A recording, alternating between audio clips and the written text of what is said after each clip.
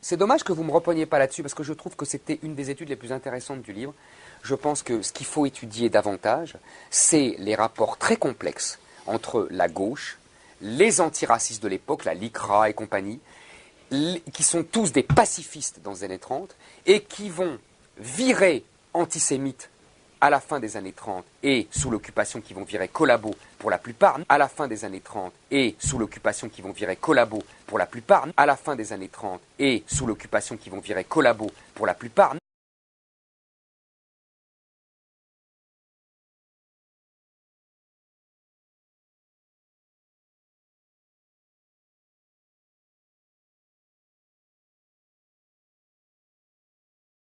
Qui vont virer collabos pour la plupart, non pas par antisémitisme, mais parce que le juif qui est persécuté par Hitler devient donc un fauteur de guerre, entre guillemets, évidemment, pour la France contre l'Allemagne. Et que ces gens-là, Laval en est l'exemple le plus magnifique, si j'ose dire, pour qui la seule valeur est la paix, hérité de 14 évidemment, donc le pacifisme. Giono, le grand écrivain, disait « Je préfère être un Français vivant qu'un Allemand...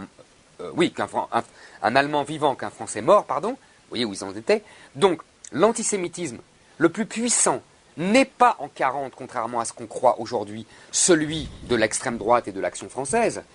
Le plus virulent dans les années 40 sous l'occupation, c'est l'antisémitisme de la gauche pacifiste de Laval et de tous les autres. Oui, d'accord. Enfin, vous allez plus loin. D'ailleurs, vous dites que tous les Dreyfusards se sont retrouvés dans la collaboration, que tous les gens de gauche se sont retrouvés dans la collaboration. L'affaire Dreyfus, tout le monde le sait, tous les historiens l'ont écrit. C'est le début, au contraire, de cette distinction entre la droite et la gauche. Vous en faites un début, un vivier de l'extrême droite. Non, pas de l'extrême droite, de la collaboration. C'est pas la même chose.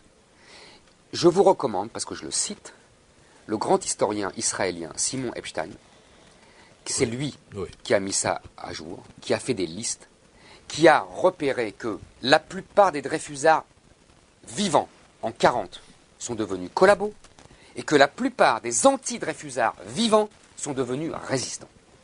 Je vous recommande son livre. Il en a écrit un deuxième qui s'appelle Le Paradoxe français, qui est sorti l'année dernière dans un silence de mort dans les médias français. Personne n'en a parlé. Pourquoi? Évidemment, c'est très dérangeant. Parce qu'il montre que la plupart des collabos viennent de la gauche pacifiste, socialiste, radicale, antiraciste.